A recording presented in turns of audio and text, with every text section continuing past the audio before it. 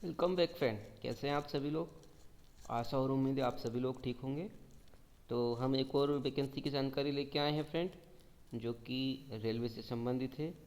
Government of Indian ministry of railways, railway recruitment boards,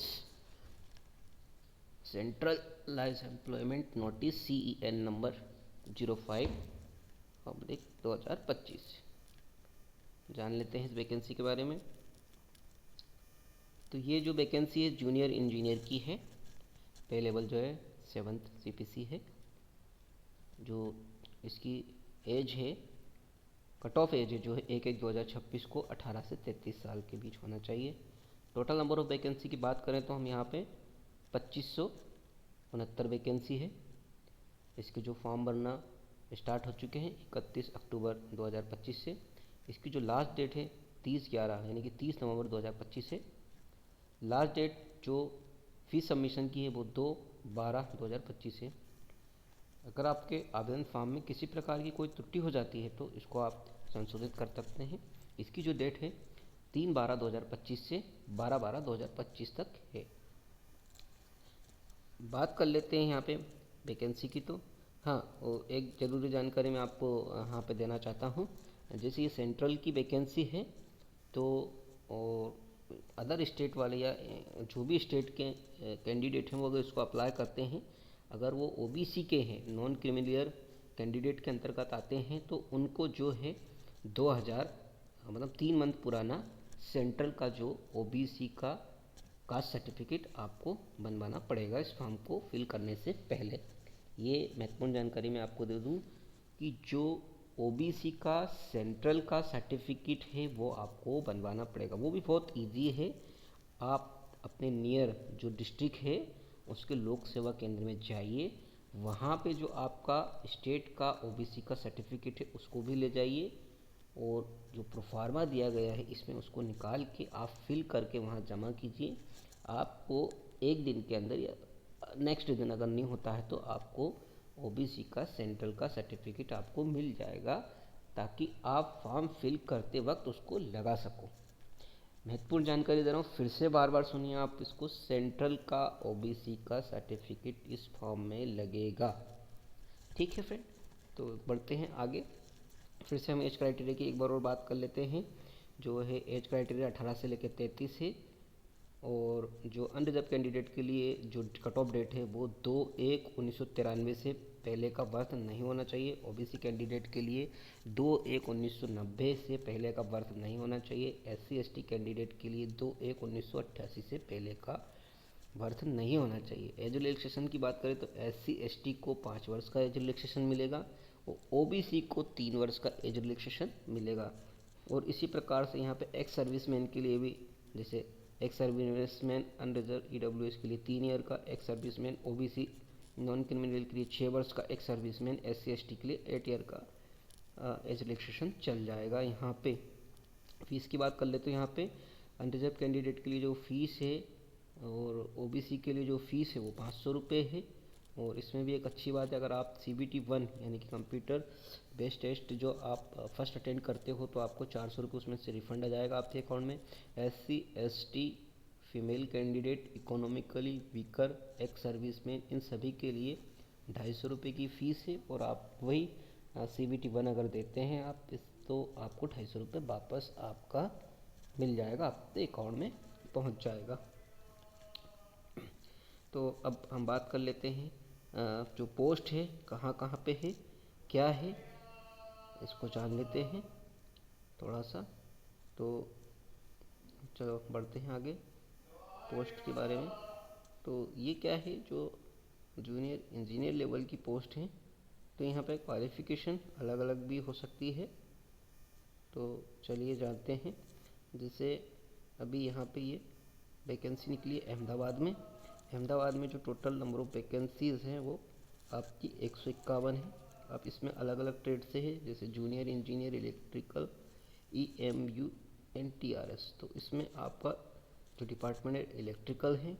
electrical department में लगभग अच्छी post है। इसके बाद इंजीनियरिंग मैकेनिकल से भी संबंधित है, मैकेनिकल और सिग्नल से भी संबंधित है, SNT से संबंधित है। तो ब्रीफ आप नोटिफिकेशन में देख के ही भरें फॉर्म फ्रेंड। जहाँ तक है मैं अभी आपको बता देता हूँ मोटा मोटा जानकारी, है ना। अनरिजर्व के लिए इसमें 68 पोस्ट है, एससी के लिए 22 पोस्ट है, एसटी के लिए 10 पोस्ट है, ओबीसी के लिए 39 पोस्ट है और ईडब्ल्यूएस के लिए 12 पोस्ट है। इस प्रकार ये टोटल 151 पोस्ट हो जाती है। यहाँ अजमेर की हम बात कर लें तो अजमेर में जो अनरिजर्व के लिए 20, एससी के लिए 4, एसटी के लिए 3, ओबीसी के लिए 10, ईडब्ल्यूएस के लिए 3, टोटल 40 वैकेंसी। एक्स सर्विसमैन के लिए 3 है।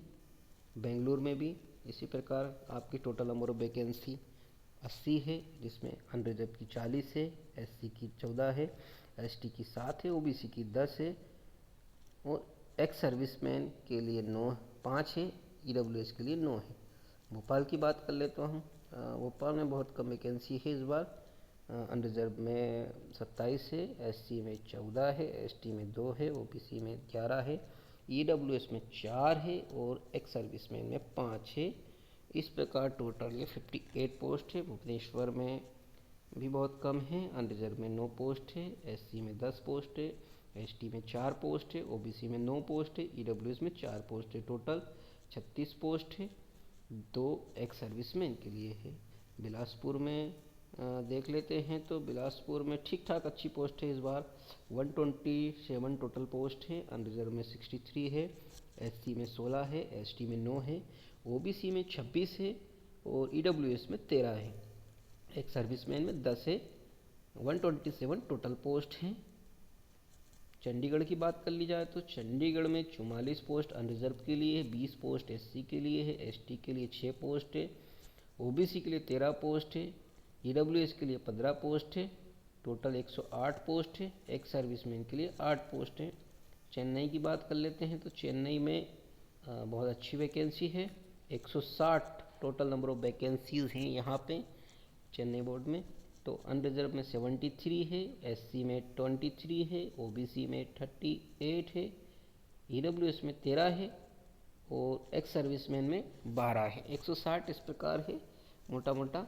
गोरखपुर में देखें तो हम यहाँ पे 98 पोस्ट है टोटल, अनरिजर्व की 45 है, एससी की 15 है, एसटी की 9 है, ओबीसी की 20 है, ईडब्ल्यूएस की 9 है, एक्स सर्विसमैन की 9 है। इस प्रकार 98 टोटल वैकेंसी है। गुवाहाटी में बहुत कम है, टोटल नंबर ऑफ पोस्ट 7 है। इसमें अनरिजर्व की 5 है, एससी की 0 है, एसटी की 0 है, ओबीसी की 2 है, टोटल 7 वैकेंसी हो जाती है। जम्मू एंड श्रीनगर में 88 पोस्ट है, इसमें अनरिजर्व की 23 पोस्ट है, एससी की 18 पोस्ट है, एसटी की 8 पोस्ट है, ओबीसी की 35 पोस्ट है, ईडब्ल्यूएस की 4 पोस्ट है, एक्स सर्विसमैन की 8 पोस्ट है, टोटल 88 वैकेंसी हो जाती है।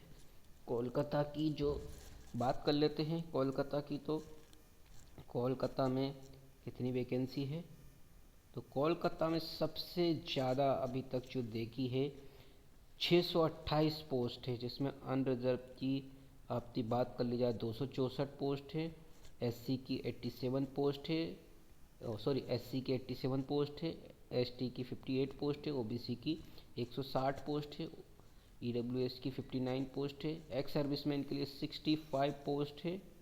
इस प्रकार टोटल 628 पोस्ट 628 पोस्ट यहाँ पे कोलकाता में है। सबसे अधिक वैकेंसी अभी तक जो देखने में आई है यहीं पे है।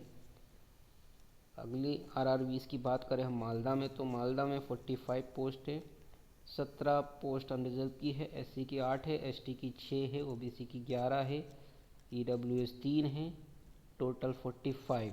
मुंबई की बात कर ले तो मुंबई में भी अच्छी पोस्ट है, 434 पोस्ट है, इसमें 174 अनरिजर्व के लिए है, एससी के लिए 70 है, एसटी के लिए 35 है, ओबीसी के लिए 110 है, ईडब्ल्यूएस के लिए 45 है, एक्स सर्विसमैन के लिए 41 है। इस प्रकार टोटल 434 434 पोस्ट इस प्रकार ये हैं। मुजफ्फरपुर की बात करें तो 23 पोस्ट है टोटल, इसमें 10 अनरिजर्व की है, एससी की 3 है, एसटी की 2 है, ओबीसी की 6 है, ईडब्ल्यूएस की 2 है।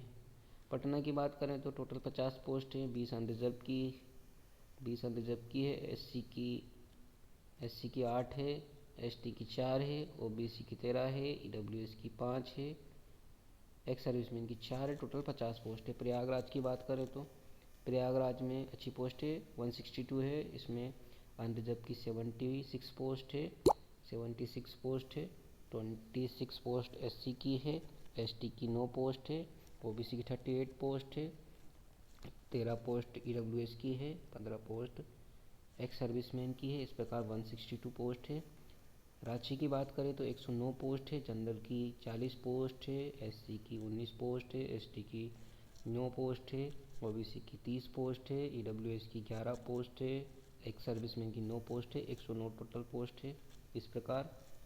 और सिकंदराबाद की बात करें तो 103 पोस्ट है, जिसमें अनरिजर्व की 50 है, एससी की 13 है, एसटी की 8 है, ओबीसी की 15 है, ईडब्ल्यूएस की 17 है, एक्स सर्विसमैन की 9 है। इस प्रकार 103 पोस्ट है। ग्रैंड टोटल की बात कर लेते हैं तो यहाँ पे अनरिजर्व की 1090 पोस्ट है, एससी की 410 पोस्ट है, एसटी की 210 पोस्ट है, ओबीसी की 615 पोस्ट है, ईडब्ल्यूएस की 244 पोस्ट है, एक्स सर्विसमैन की 227 पोस्ट है। इस प्रकार 2569 टोटल वैकेंसी हो जाती है। और आगे की जानकारी सिलेबस वगैरह से संबंधित हम नेक्स्ट वीडियो में देंगे, क्योंकि ये वीडियो बहुत बड़ा हो जाएगा फ्रेंड। तो आशा उम्मीद है मेरे द्वारा जो दी गई जानकारी आपको सही लगी होगी। फ्रेंड मैं एक रिक्वेस्ट आपसे और करना चाहता हूँ कि आप लाइक शेयर और कमेंट जरूर करें मेरे वीडियो को, ताकि मैं और वीडियो बनाऊँ इस प्रकार की, क्योंकि मुझे भी इससे प्रेरणा मिलती है। बाकी मुझे इससे कुछ पता नहीं, बस आपके पास जानकारी पहुँच जाए, यही मेरा मोटिव है मेन। तो इसी के साथ मैं विदा लेता हूँ आपसे। कल फिर मिलते हैं नेक्स्ट वीडियो के साथ। जय हिंद।